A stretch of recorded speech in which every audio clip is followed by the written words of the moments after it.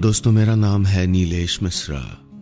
कहानियां सुनाता हूं। बिग एफएम पर आप सुन रहे हैं यादों का idiot box with Nilesh Mishra season 5।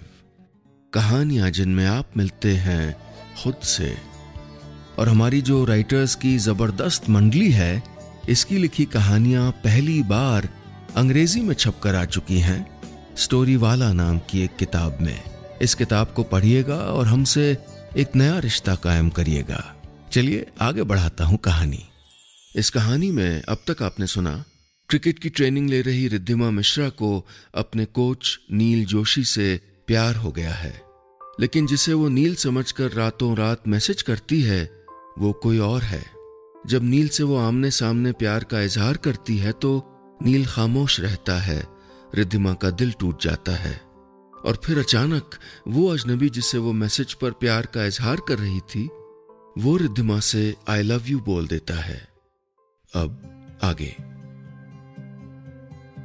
नन्ही सी जान, उसका नन्हा सा दिल, और उस दिल में थी एक नन्ही सी ख्वाहिश कि वो इंसान जिससे वो दिन और रात प्यार करने लगी थी, वो इंसान काश उसे भी वापस प्यार कर ले।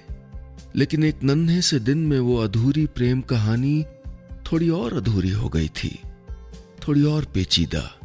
वो प्यार जो रिद्धिमा ने किया था वो दो इंसानों के बीच बट गया था।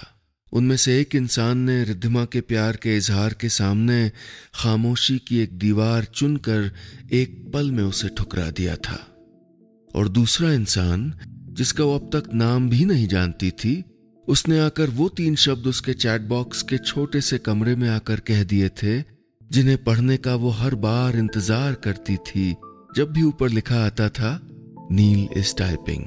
जी हाँ, नील के ऑफिशियल नंबर को उसने कोच सर के नाम से सेव किया था, और जिस दिन उसका पर्सनल नंबर जुगाड़ से मिला था उसे सिर्फ नील नाम से सेव कर दिया था। वो अपनी फोन लिस्ट में गई और नील की जगह सेव कर दिया अजनबी। वो उस इंसान से आज उसका नाम नहीं पूछ सकती थी जिससे वो इतने दिनों से बेतकल्लुफी से बात कर रही थी।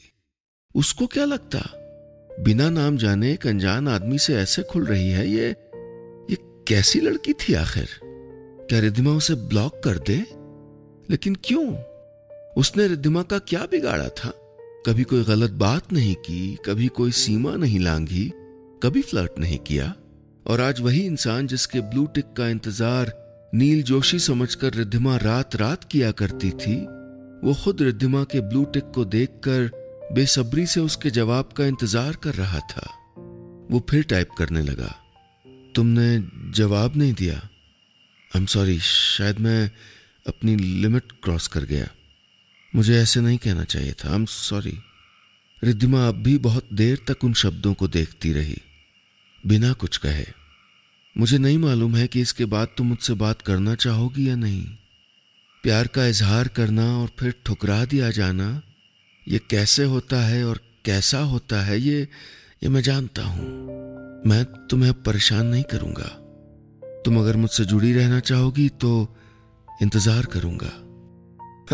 इंतजार। रिद्धिमा ने पिछले कई महीनों से इंतजार ही तो सीखा था, लेकिन इंतजार जब पूरा हुआ तो ये कौन से तहखाने में लाकर पटक दिया था उसको।